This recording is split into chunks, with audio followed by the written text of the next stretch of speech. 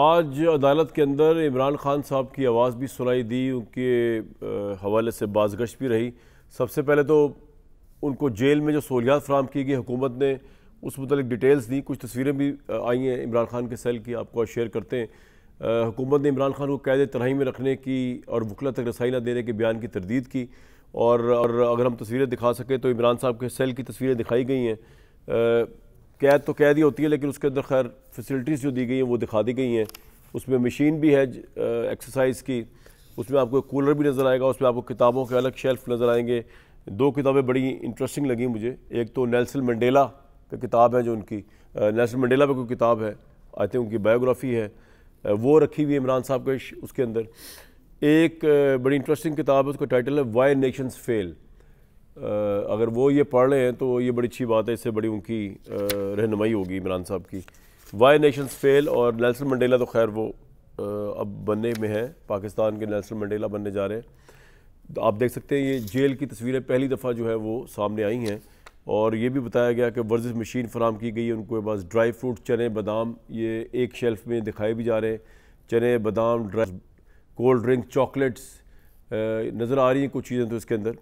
और उन्होंने बताया कि बानी पीटीआई के सेल के बाहर एक राहदरी, जो राहदरी दोबारा अगर दिखा सकें हम, वहाँ पर वॉक करने की सूरत, और वहीं पर एक वर्जिश की मशीन भी लगाई गई है बेसिकली। और ये बताया गया कि बानी पीटीआई कैद तन्हाई में नहीं है।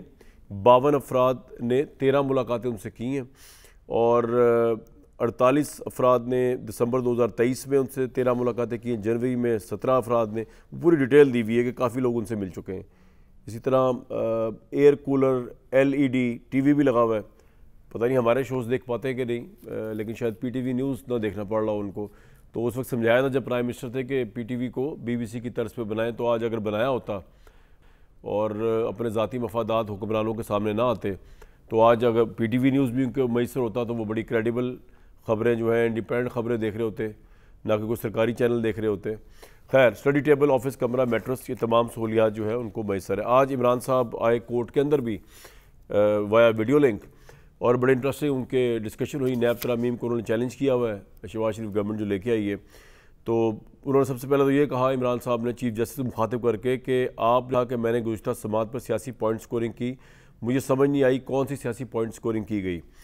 फिर उन्होंने ये भी कहा कि मुझे तकलीफ़ हुई कि कहा गया कि मैं गैर ज़िम्मेदार करैक्टर हूँ जिसके बायस बराह रास्त नशर नहीं किया जा सकता।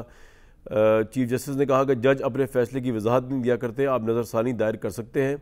इमरान ने कहा कि मैं नैब तरामीम केस में हुकूमती अपील की मुखालफत करता हूँ। जस्टिस तरमीमुल्लाह ने कहा नैब तरामीम कालदम हुई तो मेरा नुकसान होगा, नैब तरामीम बहाल होने से मेरी आसानी तो हो जाएगी लेकिन मुल्क का दिवालिया हो जाएगा। इसके अलावा उन्होंने ये भी कहा कि मैं कहता हूँ कि नैब का चेयरमैन सुप्रीम कोर्ट तैनात करे, नैब हमारे दौर में भी हमारे मातहत नहीं था, इसी बात पर रिज़ाइन कर देना चाहिए सारी ज़िंदगी के लिए सियासत से, अगर एक प्राइम मिनिस्टर ये बात कह रहा है। बहरहाल आप क्या कहते हैं कि पार्लियामेंट तरमीम कर सकती है या नहीं, जस्टिस जमाल मंदोखेल का सवाल। तो बानी PTI ने कहा कि फॉर्म 47 वाले तरमीम नहीं कर सकते। जस्टिस अतरमुल्लाह ने कहा कि खान साहब इन तरमीम को कालदम करने की कोई वजह नहीं थी और आपने मेरा नोट नहीं पढ़ा शायद। नैब से मुतल्लिक आपके बयान के बाद क्या बाकी रह जाता है? जस्टिस अतरमुल्लाह साहब ने बड़ा एक्स्ट्राऑर्डिनरी बयान दिया है कि नैब से मुतल्लिक आपके बयान के बाद क्या बाकी रह जाता है। इमरान साहब के बयान को बड़ी सनद मिली है वहाँ पर उनके यहाँ जस्टिस साहब के सामने। फिर जस्टिस अतरमुल्लाह ने सवाल किया खान साहब आपका नैब पर क्या एतबार रहेगा? तो उन्होंने जवाब दिया आगे से इमरान साहब ने कि मेरे साथ 5 रोज़ में नैब ने जो किया उसके बाद एतबार कहाँ रह सकता है। मैं इस वक्त नैब को भुगत रहा हूँ और नैब को बेहतर होना चाहिए। करप्शन के ख़िलाफ़ एक मखसूस इदारे की ज़रूरत है। दुबई लीक्स में भी नाम आ चुके हैं, पैसे मुल्क से बाहर जा रहे हैं। ये सारी बातें जब वो कर रहे, जैसे जमाल मंदोखेल खौफजदा हो गए, उन्होंने कहा कि बानी PTI आपकी बातें मुझे भी खौफजदा कर रही हैं। और उन्होंने ये भी कहा कि हालात इतने ख़तरनाक हैं तो साथी सियासतदान उसमें बैठ कर हल करें। जब आग लगी हो तो नहीं देखते कि पाक है या नापाक, पहले आप आग तो बुझाएं। जिस पर मिस्टर इमरान ने कहा कि भारत में तो केजरीवाल को आज़ाद कर कर सज़ा मुअत्तल करके इंतखाबात लड़ने दिए गए, जबकि मुझे 5 दिनों में सज़ाएँ दे के इंतखाबात से बाहर कर दिया गया।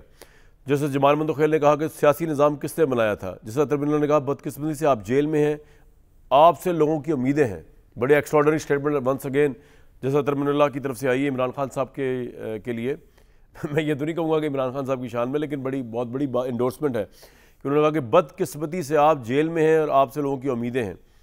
तो इमरान खान ने कहा कि मैं दिल से बात करूँ तो हम सब आपकी तरफ देख रहे हैं। पाकिस्तान में गैर एलानिया मार्शल लॉ लगा हुआ है, जस्टिस जमाल ने कहा कि मुल्क को कुछ हुआ तो अदलिया नहीं सियासतदान जिम्मेदार होंगे, कुछ भी हो गया तो हमें शिकवा आपसे होगा। तो अब एक दूसरे की तरफ देख रहे हैं। जैसे जमाल मंदोखेल ने कहा कि हम आपकी तरफ देख रहे हैं, हमारी तरफ देख रहे हैं। जैसे तमिलनाडु ने यह भी सवाल पूछा कि आपने पार्लियामेंट बैठकर क्यों नैब बिल की मुखालफत नहीं की, तो मिस्टर इमरान ने कहा कि यही बताना चाहता हूँ कि हालात ऐसे बन गए, हुकूमत साजिश के तहत गिरा दी गई, पार्लियामेंट जाकर इस साजिश हुकूमत को जवाब नहीं दे सकता था। चीफ जस्टिस ने कहा कि खान साहब आप दो मुख्तलिफ बातें कर रहे हैं, एक तरफ आप एहतसाब की बातें करते हैं, दूसरी तरफ आप एमनेस्टी देते हैं। वो ब्लैक मनी जो एमनेस्टी दी थी इमरान साहब ने, हमने इमरान साहब ने के बाद हर अपने गलत काम का भी बाकायदा डिफेंस मौजूद है। उन्होंने कहा कि हमने हुकूमत में आकर ब्लैक इकॉनमी को मेन स्ट्रीम में लाने के लिए एमनेस्टी दी। दुनिया में कौन सी ऐसी लॉजिक है जिसके तहत अखलाकियात और रियासत मदीना कि ब्लैक इकॉनमी को मेन स्ट्रीम में लाने के लिए क्रिमिनल्स जो हैं जिन्होंने ब्लैक मनी जिनके पास है उनको फ़ख्र से इमरान साहब डिफेंड कर रहे हैं आज भी सुप्रीम कोर्ट में, उनको एमनेस्टी दी। अपनी तो गलती उन्होंने खैर माननी नहीं और एंड में उन्होंने ये मान लिया कि हाँ जी ये बात दुरुस्त है कि मुझे पार्लियामेंट जाना चाहिए था। ये इस बात पर उन्होंने कहा कि चीफ जस्टिस ने कहा कि पार्लियामेंट बैठ कर मसाइल हल करें, मुल्क को आगे बढ़ाने की ज़रूरत है। फैसल वाउडा साहब, आमिर इलियास राना साहब, इरशाद भट्टी साहब। वाउडा साहब, पहला सवाल इमरान से खान से कतई नज़र ये, आपने माफ़ी मांगनी है कि नहीं मांगनी, मुझे तो ज़रा समझा देना। ये ना आप यहाँ पे कह दें कि नहीं मांगनी और वहाँ जाके माफ़ी मांग लें। मांगनी है कि मेरे भाई नहीं मांगनी। बहुत शुक्रिया कामरान शाह साहब, आप बचाने की कोई रास्ता नहीं देना चाहते। कामरान शाह साहब हाँ हम शुरू यार आमिर भाई, एक तो आप दिलों के हाल पढ़ने के हाँ बिल्कुल कर लेते हैं जी। जी फैसल भाई, खुल के जवाब दें आप। देखिए कामरान शाह साहब, सबसे पहले तो ये कि कल जो हमने जो मैं हमेशा से कहता रहा हूँ और अभी भी कह रहा हूँ और पाकिस्तान की बेहतरी के लिए कह रहा हूँ और अदलिया के निज़ाम की बेहतरी के लिए कह रहा हूँ कि हमारे पास दो कानून हैं। और कल आपने इख्तलाफी नोट में अभी देखा वो कि अगर एक आदमी मशहूर है, अगर कोई अगर मैंने पूरा उस पे कल प्रोग्राम में कहा था कि इख्तलाफी नोट से मुझे इख्तलाफ है कि आम हर मुजरिम आम होता है, ये क्या हुई कुछ जी फरमाएं। ठीक है, तो अगर सिंगर अगर बहुत मशहूर सिंगर है और वो कत्ल कर देता है तो उसके लिए ट्रीटमेंट कुछ और है और एक आम का कातिल के लिए ट्रीटमेंट कुछ और होगा, नंबर एक। नंबर दो ये कि मैंने उनकी बड़ी जज अतरमिल्ला की असूली बातें उसमें कल मैंने सुनी, मैं प्रोग्राम में था। उन्होंने कहा कि जी नैब जो है वो तजलील करती है पॉलिटिशियंस की, खाकान अब्बासी की। ये बड़ी अच्छी बात है, बड़ा अच्छा उन्होंने कहा। तो भाई आपने जो तजलील की है मेरी प्रॉक्सी की, उसके तो शवाहिद दे दें। 6 उस वक्त, कभी 9, 9 को 6, 6 को 9। अच्छा फिर एक आया जज अतरमिल्ला का जजमेंट नवाज शरीफ साहब को नहीं दिखाया जा सकता। चले जी बल्ले बल्ले। अब वही जज अतरमिल्ला उसी 6 को 9 पढ़ रहे कि दिखाया जा सकता है इमरान खान साहब को, तो उस वक्त गलत थे, अब गलत थे। फिर वो कह रहे हैं अदालतें इस निज़ाम का हिस्सा गठजोड़ कर रही हैं, तो आप भी उसका थे हिस्सा। तो अगर थे मेरे तो भाई हम पे ना लगवा देना कंटेम्प्ट किया, उसकी सजा क्या होगी? एक ही अच्छा प्रोग्राम चलता है इस टाइम पे, उसको उस पे ना तलवार लगा दी। हाँ जी सुने भाई, हम तो वही कह रहे हैं जो उन्होंने बोला है, हम तो नहीं कुछ और आगे से बोल रहे ना हम कुछ कह सकते हैं। ठीक है, हम तो वही कह रहे हैं जो उन्होंने बोला है। नहीं लेकिन वाडा भाई मेरा सवाल ये है कि आप माफी मांगने का प्लान रखते हैं कि नहीं, लोग जानना चाहते हैं इसलिए सवाल पूछ रहा हूँ। अवामी राय आमा में सवाल है ये। देखिए जी, मैंने तो बड़ा कैटेगोरिकली कामरान शाह साहब, मुझे अल्लाह ने इतनी हिम्मत दी है कि मैं थड़े पे बैठे हुए आदमी के सामने हाथ जोड़ के कैमरे के सामने माफ़ी मांगने में मुझे कोई शर्म नहीं। तो यार मांग लो यार, मैं माफ़ी ज़रूर मांग लूँ, 100 दफ़ा मांग लूँ, 1 करोड़ दफ़ा मांग लूँगा, हाथ जोड़ के मांग लूँगा, ठीक है, घुटनों पे हाथ लगा के मांग लूँगा। गलती तो बता दे मेरी।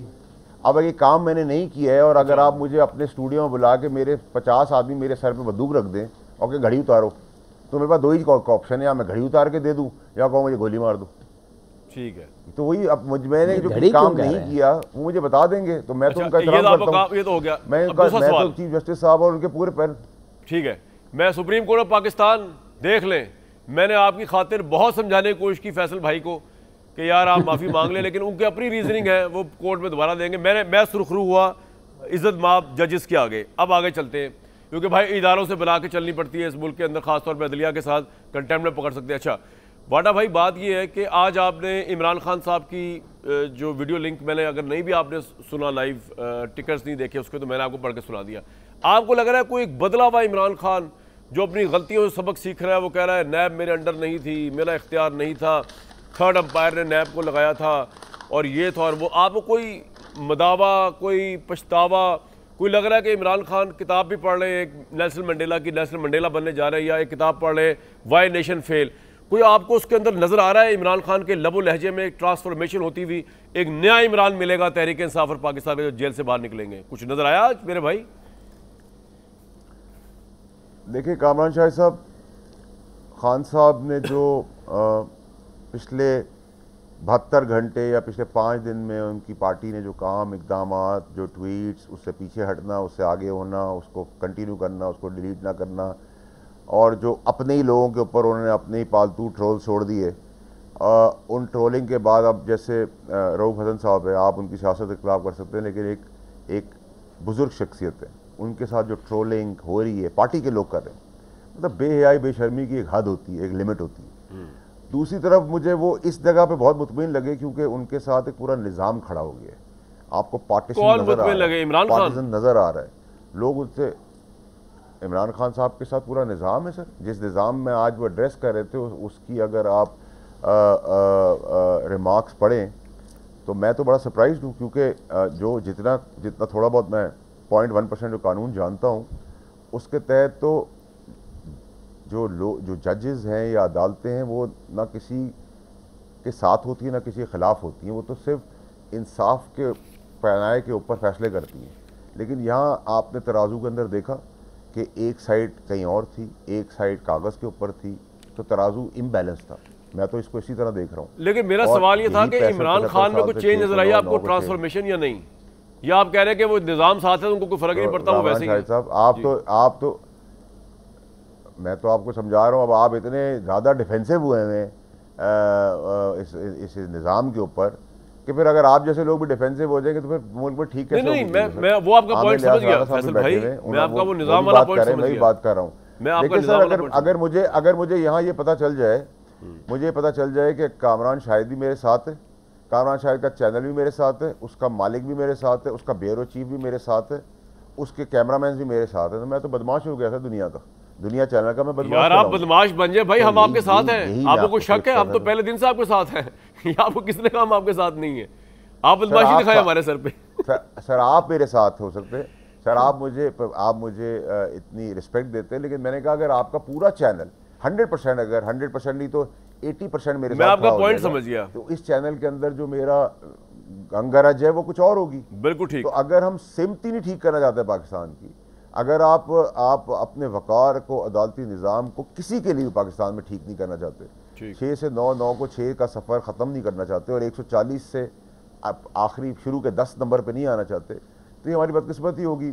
मैंने तो देखे बहुत कुछ सीखा सुप्रीम कोर्ट की हेयरिंग के ऊपर, तंबी भी हुई, हमें एजुकेट भी किया गया, और मेरी बहुत कमज़ोरियाँ होंगी उसको एड्रेस भी मैं देख रहा था, और मुझ में करेज थी कि मैं एक्सेप्ट भी कर रहा था उसको। लेकिन सर उसके अंदर जो सब, और जो इम्पोर्टेंट चीज़ थी कि एक आइनी इदारा वर्सेस एक आइनी इदारा नहीं खड़ा हो सकता। ये वकार तो हम चाहते हैं, इसी वकार के तहत हम खड़े हैं, इसी वकार फैसल भाई बिल्कुल आपका पॉइंट आ गया। 6 को 9, 9 को 6 करना बंद कर दें। बिल्कुल ठीक, आपका पॉइंट आ गया। भट्टी साहब, एक तो मेरा सवाल था कि इमरान खान के लबो लहजे से आपको क्या कोई ट्रांसफॉर्मेशन नजर आई, कोई पछतावा नजर आया, कोई नई उमंग नजर आई कि वो अपनी पॉलिसीज चेंज करेंगे, गलतियों सीखेंगे, या आपको ऐसा बिल्कुल नजर नहीं आया, या आप समझते थे फैसल साहब कह रहे हैं कि क्योंकि पूरा निज़ाम उनके साथ खड़ा हुआ है तो उनको अपने आप को तब्दील करने की क्या ज़रूरत है, वो तो विक्ट्री स्टैंड की तरफ खड़े में? और जिस तरह की ये सहूलियात दी गई हैं उसके मुतालिक आपका क्या ख्याल है? हुकूमत जो कह रही है कि हमने तो बहुत सहूलियात दी हैं। अच्छा, सबसे पहले तो कामरान भाई, जो आपने किताबों की बात की, तो किताबें सारी बड़ी दिलचस्प हैं। एक तो है ना long walk freedom, Nelson Mandela साहब की, दूसरी आपने कहा वाई नेशंस फेल्स, तीसरी भी बड़ी मज़े की है आइडियाज़, हिस्ट्री ऑफ थाट्स, चौथी ब्रिटिश इन इंडिया, पांचवी विजन ऑफ इस्लामाबाद, और छठी the crisis of Islamic civilization, और सातवीं द लॉस्ट हिस्ट्री, एंड आठवीं और बड़ी मज़े की है मी एंड रूमी, और फिर Iqbal his life and over our times, इब्ने खल्दून का मुकदमा भी है, और ideals and realities of Islam, idealism and realities of Islam. क्या डीप स्टडी आपकी इमरान की जेल, और अच्छी बात है इमरान खान किताबें पढ़ रहे हैं जी, तो सीख भी रहे कुछ। दूसरी बात यह है कि किताबें तो पढ़ रहे हैं। दूसरी बात ये, अभी फैसल साहब ने एक बात की अतर मिनल्ला साहब की, जब नवाज शरीफ साहब की बात थी, जब इमरान खान साहब की बात थी, मेरा ख्याल है नवाज शरीफ साहब को या हाउस शरीफ को या मुस्लिम लीग को अतर मिनल्ला साहब को उम्र भर दुआएं देनी चाहिए। यही वो अतर मिनल्ला साहब थे जिन्होंने फुल डे समातें की थी और ज़िंदगी की गारंटियाँ मांगी थी। उसी शाम को रोबकार पहुँचाई थी लाहौर और राह हमवार हुई थी उनकी बाहर जाने की। और नवाज शरीफ का तब उन्होंने कहा था जब नवाज शरीफ साहब मफरूर थे, सज़ा याफ्ता भी थे और मफरूर भी थे, तब उन्होंने कहा था कि वो सरेंडर करें तो उनके बुनियादी हकूक़ बहाल हो जाएंगे। और अदालतें नवाज शरीफ साहब को बुला रही थी, वो आ नहीं रहे थे और इसी इस्लामाबाद हाई कोर्ट से रिमार्क्स जा रहे थे कि वो निज़ाम की तस्दीक करके गए, झूठ बोल कर गए, अब वहाँ लंदन में बैठ कर हम पर हंस रहे होंगे। तो ये तब की बात है जब वो मफरूर थे और वो कह रहे थे कि वो अपनी मफरूरी ख़त्म करें, सरेंडर करें, सारे हकूक़ बहाल हो जाएंगे। तीसरी बात अभी हुई तराजू का बैलेंस। ये तराजू का बैलेंस क्या होता है वैसे, मुझे समझ नहीं आई, कोई समझ नहीं आई कि तराजू का बैलेंस कैसे आप इसको जज कर सकते हैं। क्या इमरान खान का तोशा खाना हराम है, बाकी सारों का हलाल है? क्या इमरान खान की मनी लॉन्ड्रिंग हराम है, बाकी सारों की हलाल है? क्या इमरान खान की करप्शन हराम है, बाकी सारों की हलाल है? क्या इमरान खान पे ही मुकदमे बनने चाहिए, बाकी सारों पे क्यों नहीं बनने चाहिए?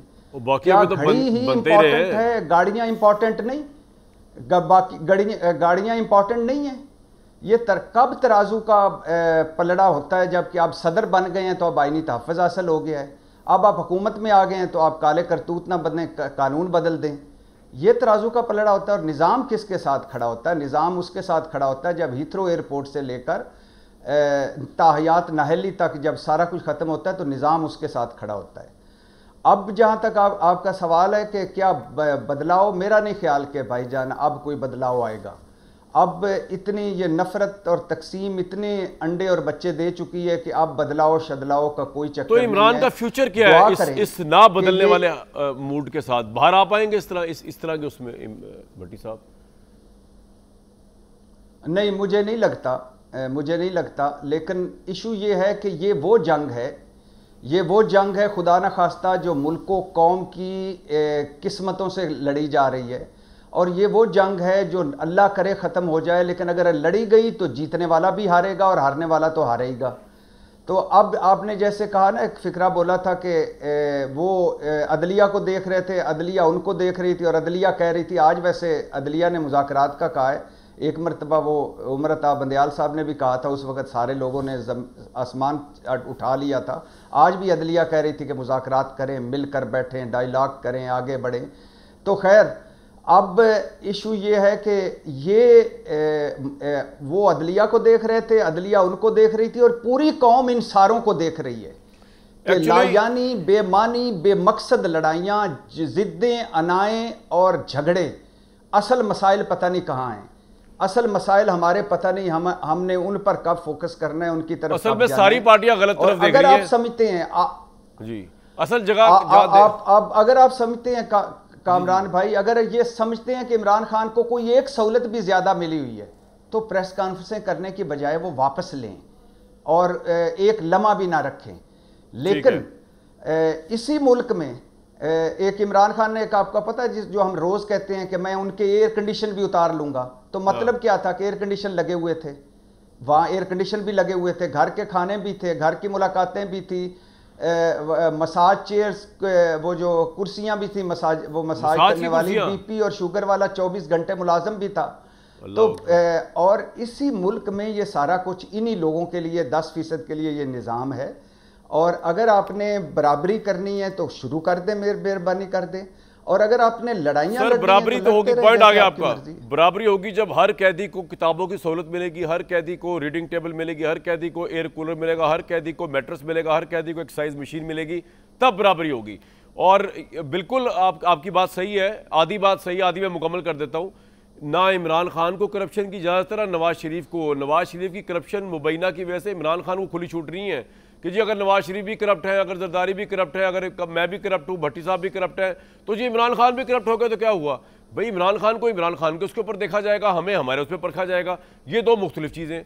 बहरहाल आमिर इलियास राणा साहब नहीं, ये बात नहीं की। नहीं, इमरान खान नहीं, कामरान भाई सिर्फ 2 जुमले। इमरान खान जेल में उससे एक एक पाई का हिसाब लें, लेकिन जिन्होंने दूसरी तरफ लुटमार की है या जिन्होंने अभी तक कुछ उनका कुछ भी नहीं है, उनसे तो भी हिसाब लें। उन्हें क्यों माफ कर दिया गया? यार आमिर भाई, क्या निजाम है कि एक मर्तबा एक चलती ये क्या निजाम है कि नवाज शरीफ साहब, जरदारी साहब, इनकी करप्शन को माफ कर दिया गया और इमरान खान बेचारे को करप्शन के अंदर जो है इस तरह की जेल में रखा गया है। और आज जो उनका लबो लहजा था उससे आपको क्या लगा? इमरान साहब ने कुछ ट्रांसफॉर्म हो रहे हैं या किसी और तरफ ही मामला जा रहा है?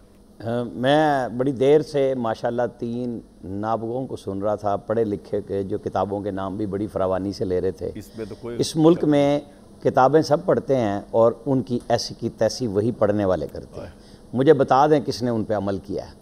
मतलब ये हमें और आपको सुनाने के लिए किताबें रखी जाती हैं। जैसे अब आपने एकदम कह दिया नवाज शरीफ की मुबैना करप्शन, भाई अगर उसकी करप्शन थी तो बरी क्यों हुआ? जिस तरह इमरान खान को हाई कोर्ट ने बरी कर दिया उस तरह नवाज शरीफ को कर दिया। तो ये सवाल मेरा आप पे है कि ये गलत इतराज़ है और कोई उठाए मैं तो भट्टी साहब के आर्गुमेंट के ऊपर एक बात कर रहा था, वो कह रहे थे ना आमिर भाई आप तो मेरे पीछे हाथों के पड़ जाते हैं। मैं भी आपके आर्गुमेंट पे ही अपनी आर्गुमेंट को बिल्ड कर रहा हूँ। मैं आपको बताता हूँ कि अतहर मिन अल्लाह साहब जब हाई कोर्ट में थे तो एजाजुल हसन साहब को जब सुप्रीम कोर्ट ने मॉनिटरिंग जज लगाया तो इनको चाहिए ये था मेरी नज़र में, ये कहते हैं कि जनाब ये मेरी जुरिस्डिक्शन है, मैं खुद अपनी मातहत अदालतों को देखूंगा, ये साहब ना आए। और ये मैं इसलिए कहता हूँ कि मैं हमेशा उनके उस वक्त से कह रहा हूँ जब वो सुप्रीम कोर्ट में मौजूद थे। अब तो वो रिज़ाइन दे के निकल गए ना, साइड पर निकल गए। तो ये होना चाहिए था। जो जिक्र कर दिया भट्टी साहब ने हमारे ने कि जी अतहर मिन अल्लाह साहब ने उनको नहीं किया इसलिए कि वो एब्सकॉन्डर थे नवाज शरीफ की। बात एक है कि आपने तकरीर रोकी और एक के लिए आप बिल्कुल मैं ये नहीं कहता लुडी जावा, लेकिन आपने कहा कि उनको लाइव दिखाएं, हर सूरत में दिखाएं। आज उन्होंने ये कहा अतहर मिन अल्लाह साहब ने कि जी देखें आप मेरा पढ़ लें नोट, पता नहीं आपने पढ़ा कि नहीं पढ़ा, और वो ये था कि जी नैब को बाजवा कंट्रोल कर रहे थे। मुझे सिर्फ ये बता दें कि अतहर मिन अल्लाह साहब भी कोर्ट में मौजूद थे, ये सारे जजेस जो बैठे हुए हैं ये अदालतों में ही थे जब बशीर मेमन ने यह बयान दिया था कि ये शहजाद अकबर बैठा है, ये सरतापा चेयरमैन को कंट्रोल करता है और तुम एक ख्वाजा आसिफ पे मुकदमा नहीं बना सकते। ये इमरान खान की वजारत उज़्मा में बयान दिया था और उस वक्त वो रितवुल लिसान थे जनरल बाजवा के लिए कि सुबह दोपहर शाम 3 टाइम की दवाई और रोटी से ज़्यादा ये था कि जमहूरियत पसंद हैं, ये डेमोक्रेट हैं, हमारी मदद करते हैं, हमें माशी पैकेज ला के देते हैं। इन्होंने एक लफ्ज़ नहीं कहा। जिस दिन से बाहर निकले हैं उस दिन से जनरल बाजवा, मेरे लिए कोई मोहब्बत नहीं है, कोई हेट नहीं है उनके लिए, लेकिन उस दिन से लेके वो बता रहे हैं कि सारे जराइम भी उनके थे और मैं तो एक डमी वज़ीर आज़म था जिस पे आपने कहा कि शर्म से डूब मरना चाहिए, ऐसे शख्स को वज़ीर आज़म नहीं होना चाहिए था। जबकि ये पहले कहते थे कि अगर मुझे नवाज शरीफ की तरह कोई कहता तो मैं तो उस सर एक बात बताएं, इमरान खान को ये मैं तो हासिल हो गया ना जो आरिफ अलवी कह रहे हैं, मुझे उनको डील की ऑफर हुई, उन्होंने कहा मैं नवाज शरीफ की तरह बाहर नहीं जाऊंगा, ये एज हासिल नहीं हुआ उनको, या अभी ये आपको तो लगता है बात ही गलत है? ये पता ये सारी बातें जो आरिफ अलवी कह रहे हैं, जब 2 लोगों की खबर आई थी कि उन्होंने जाके आरिफ अलवी से मुलाकात की थी तो ये शेर बहादुर जो थे सदर पाकिस्तान सुप्रीम कमांडर, ये 2 लफ्ज़ों का रिज़ाइन करके क्यों नहीं निकला ऐवान सदर से? ये बहादुरी सारी निकल आती और सारी कौम को पता चलता कि हज़रत साहब बहुत बड़े वो जो फ़िलासफ़र जो ये बैठ के डेंटल क्लिनिक से लेके और पाकिस्तान की सियासत पे छाए हुए थे, ये एक कर देते भौचाल आ जाता और क्लियर हो जाता कि ये सारे सच्चे मियाँ हैं, बिल्कुल कोई बात ना होती। मुझे ये बताएं कि जो निज़ाम की बात वावड़ा साहब ने भी की, क्या उस वक्त एजाजुल हसन और उमर अता बंदियाल नहीं कहते थे कि हम आपकी बात कर रहे हैं ना पीटीआई के वकला की? ये सारे के सारे एक ही जैसी गुफ्तगू होती रही, इनको फेवर मिलती रही, तो भाई आप नवाज शरीफ समेत जरदारी समेत सबको फांसियाँ लगवा देते ना। जब आप नहीं कर सके और वो बरी हो गए तो अब आप अपनी तरफ आएँ। जब आप कहते हैं, जब आज बजा सुप्रीम कोर्ट में 2 दफ़ा हुआ, एक दफ़ा जब खान साहब नहीं बोल रहे थे तो बताया गया कि आपने एमनेस्टी क्यों दी, और जब ये शाहिद खान अब्बासी का, ये मैं कह रहा हूँ, एमनेस्टी देते थे तो कहते थे चोर और डाकुओं को मिलती है एमनेस्टी। उस वक्त मोहतरमा अलीमा खान साहिबा वहाँ मौजूद थी जो एमनेस्टी से मुस्तफ़ीद हुई। फिर खान साहब से भी पूछा गया, एक तरफ आप बरतानवी कानून की बड़ी हिमायत कर रहे हैं, एक तरफ आप एहतसाब की बात करते हैं और एक तरफ आप काले धन की बात कर रहे हैं। मुझे बताएं कि फिर काला धन ही तो सारी एमनेस्टियों में साफ़ होता है ना, और क्या होता है? इस मुल्क की मईशत आज भी उसी पर ही खड़ी हुई है। क्या इन्होंने 3.5 साल में किया? जब ये मुसलसल चेयरमैन FBR बदल रहे थे, एक सुप्रीम कोर्ट के जज जस्टिस काजी फायज ईसा होते थे, उनकी फैमिली की पूरी FBR के उसको प्रमोट भी किया, उसको आगे भी लेके गए और उस अकेले शख्स के लिए लाबदला फाइनेंस बिल में कि ये बैक डेट से लागू है, अगर आपके किसी के गोशवारे आप कहीं पेश कर देते हैं, वो सिर्फ कादी फायदीसा के गोशवारों को कवर दिया गया था। मुझे आप ये बताएं, फिर भी कादी साहब बहुत ठंडे अंदाज में खान साहब के साथ बात कर रहे थे, 35 मिनट मौका दिया। मेरे साहब में आज बहुत अच्छी बात हुई कि उन्हें ये बात बताई गई, और उन्होंने फिर जो बात आपने आखिर में कही कि उन्होंने तस्लीम किया कि मुझे पार्लियामेंट जाना चाहिए था। ये हमेशा से यही करते आ रहे हैं कि बाद में इन्हें ख्याल आया था IMF के ऊपर भी। ठीक है सर, वो तो टाइम निकल गया ना। मुझे अब एक सवाल छोड़े जा रहा हूँ मैं आप सबके लिए। गड़बड़ नहीं, निकल नहीं गए। आज भी बात यह है, आज की भी बात यह है कि खान साहब को जब सब लोग कह रहे हैं, चाहे उमर अता बंदयाल कह रहे थे, आपको याद होना चाहिए कि फवाद चौधरी और शाह महमूद कुरैशी में सुप्रीम कोर्ट के बाहर जहाँ जर्नलिस्ट खड़े थे, वहाँ शाह महमूद ने कहा कि कल मैंने मुज़ाकरात की बात की थी, मेरी बहुत बेइज्जती हुई है, मैं अब दोबारा नहीं करूँगा। उसके बाद वो बातचीत जो उमर अता बंदयाल चाह रहे थे डेट के ऊपर, सर पॉइंट आ गया आपका वाली पे। मैं एक सवाल छोड़े जा रहा हूँ खान साहब को, आज दोबारा बताया गया सबके लिए, अपने आप के लिए और सबके लिए सोचें। सबके लिए छोड़ने जा रहा हूँ, खासतौर पर वाडा साहब आपके लिए। जबकि इमरान खान किसी से बात करने को तैयार नहीं, और जबकि आप समझ रहे हैं कि निज़ाम इमरान साहब के साथ खड़ा हुआ है, लेकिन हमें यह पता है कि रियासत जो है वो इमरान साहब के साथ इसलिए नहीं है कि जो 9 मई के ज़ख्म उनको लगे हुए हैं, जब तक उसका हिसाब किताब नहीं होगा उसके बाद मामला आगे नहीं जाएगा। तो क्या ये निज़ाम आपस में क्लैश करने जा रहा है, निज़ाम के अंदर के सारे आपस में क्लैश करने जा रहे हैं एक इमरान खान साहब को लेकर? इस पर बात करेंगे ब्रेक के बाद।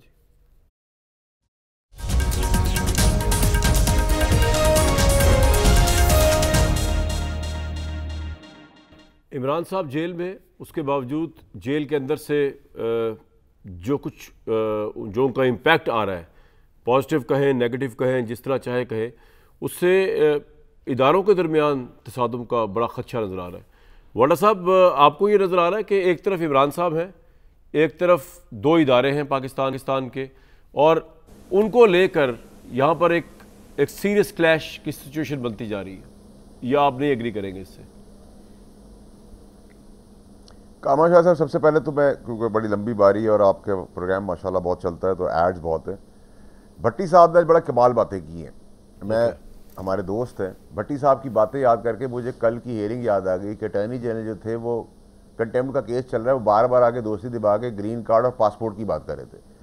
भट्टी साहब ने कहा, पहले तो बता दिया थरमिल्ला साहब ने ये कहा कि जी वो मखरूर हैं तो वो इस वजह थे, उसके बाद उन्होंने कहा जी सारे फेवर्स उन्होंने नवाज शरीफ को दे दिए, और उनकी हेयरिंग भी की, और मुझे याद आ गया कि बीमारी का भी कहा और सारी जो भी थी, और कहा कि कंसल्ट करके इनको बाहर भेजें। बिल्कुल ठीक है।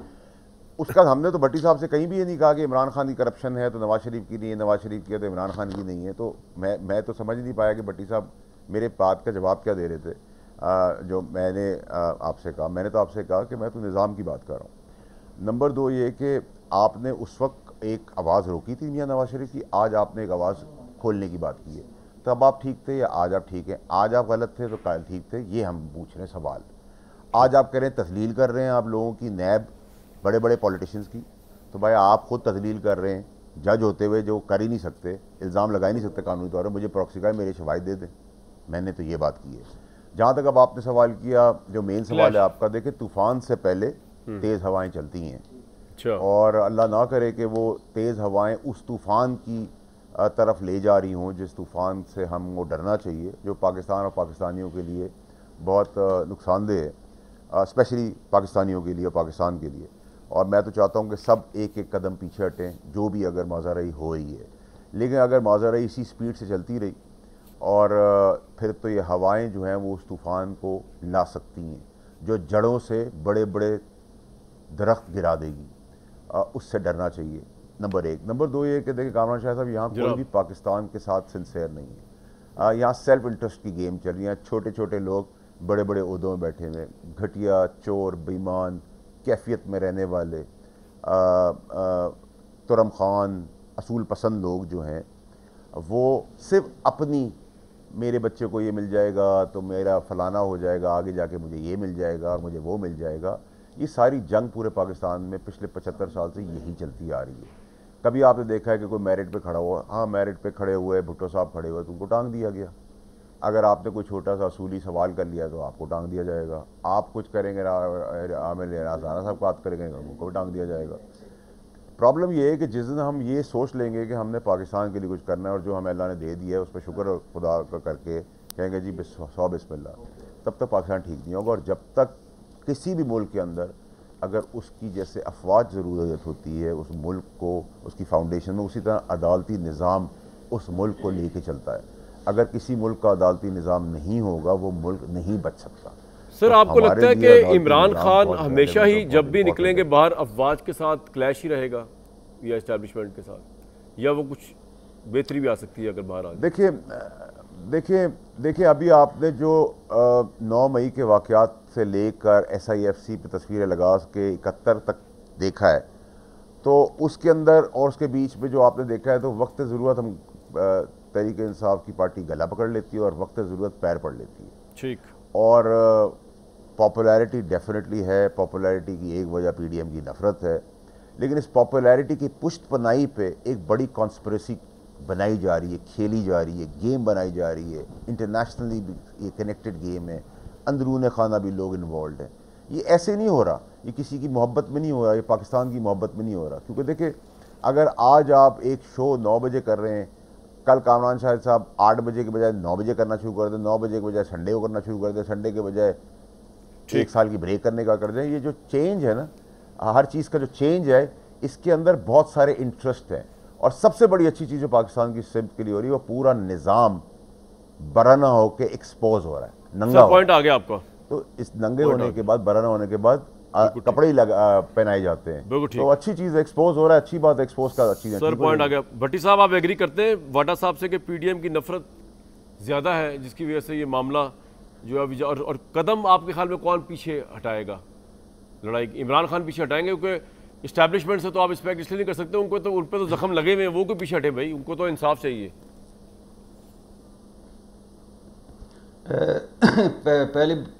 पहली बात तो ये है कि पता नहीं, वाडा में सब मेरे भाई हैं, बड़े प्यारे हैं, पता नहीं वो क्या समझ गए कि मैं क्या कहना चाह रहा था। मैं ये कहना चाह रहा था कि ये जो जस्टिस अतर मिनल्ला साहब आज अच्छे नहीं लग रहे, ये वही जस्टिस अतर मिनल्ला साहब हैं जिन्होंने एवन फील्ड में जब ज़मानतें दी, सज़ाएँ मुअत्तल की, तो सुप्रीम कोर्ट ने 5 इतराज़ात उठाए थे कि आप तो ये कर ही नहीं सकते थे। फुल डे की समातें और फिर रोबकार पहुंचाना और फिर नवाज शरीफ साहब को। सर मेरे सवाल पे आज बात की किल्लत है, जस्टिस साहब को छोड़ दें फिलहाल। इस अगर मेरी रिक्वेस्ट है, बड़ी जबरदस्त बात की है सर भट्टी साहब, शुक्रिया। अब मैं समझ गया आप क्या कह रहे थे भट्टी साहब।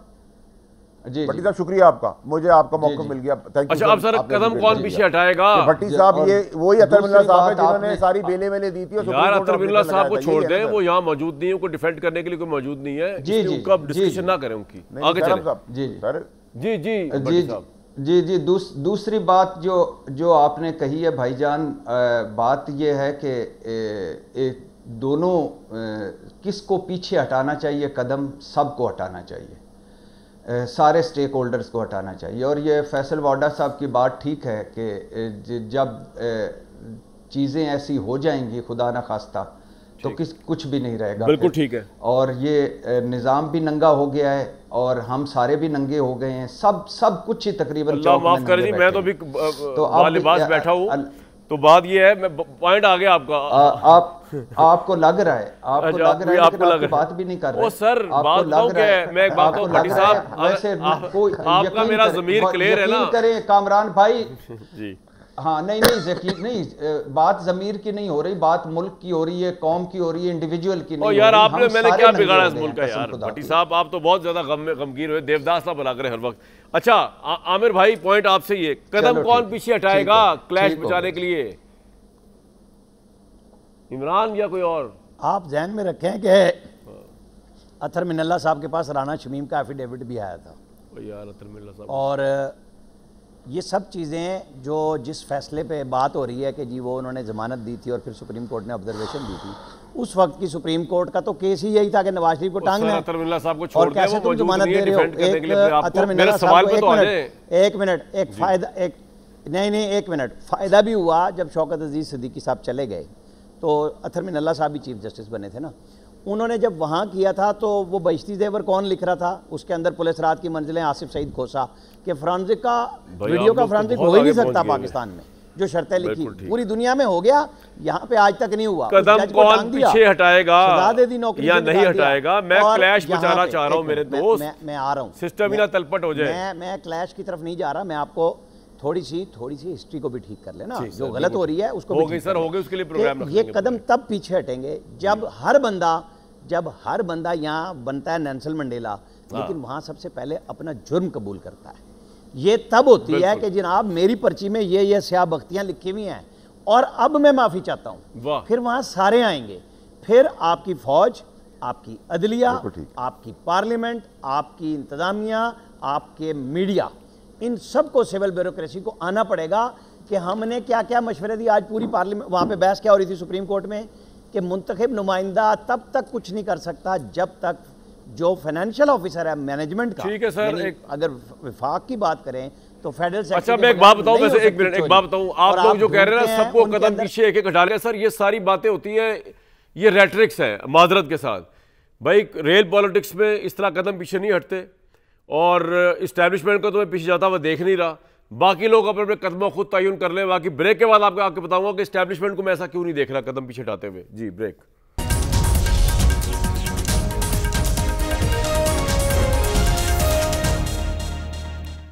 बात यह है कि जनाब ये जो सिस्टम जिस तरफ चल निकला है ना, यहाँ पे वापसी तो बड़ी मुश्किल नजर आ रही है किसी की भी। और इमरान साहब के भी मैंने तेवर देखे, वो भी मुझे लग रहा पीछे हटने को तैयार है, निज़ाम अपनी जगह पे, और इस्टेब्लिशमेंट तो किसी भी लिहाज से पीछे हटने को तैयार नहीं है। वो तो अब एंड तक जाएगी, उनको इंसाफ चाहिए। मुझे दीजिए नेक्स्ट वीक तक के लिए इजाज़त।